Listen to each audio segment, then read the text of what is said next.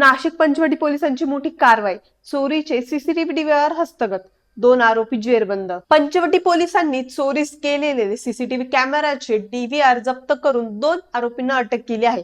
आरोपींकडून कॅमेराचे एकूण 19 डीव्हीआर जप्त करण्यात आले असून त्याची किंमत सुमारे 6,35,000 रुपये असल्याची माहिती पोलिसांनी दिली आहे. मिळालेल्या माहितीनुसार 15 जून 2026 रोजी Ekdant Heights, professor colony, Hanumanwadi येथून सीसीटीव्ही कॅमेराचा डीव्हीआर चोरीला गेला होता.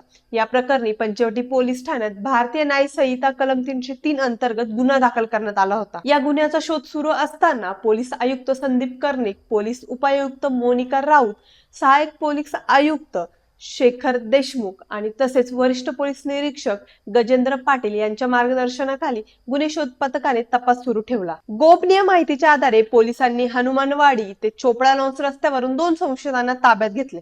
त्यांची नावे समीर आयुब शहा वय 25 वर्ष आणि आसिम नूर खान वय 23 वर्ष, राहणार मेहबूबनगर, वडाळा गाव, नाशिक अशी आहे. चौकशी दरम्यान आरोपींनी चोरीची कबुली दिली आहे. त्यांच्या ताब्यातून 19 डीव्हीआर जप्त करण्यात आले असून त्यामध्ये HIK व्हिजन कंपनीचे विविध मॉडेलचे डीव्हीआर समाविष्ट आहेत. यापैकी 3 गुन्हे उघडकीस आले असून जप्त करण्यात आलेल्या मुद्देमालाची किंमत एकूण 6,35,000 रुपये आहेत. या प्रकरणाचा पुढील तपास पोलीस करत आहेत. अशाच अपडेट्स पाहण्यासाठी पाहत राहा नाशिक लोक.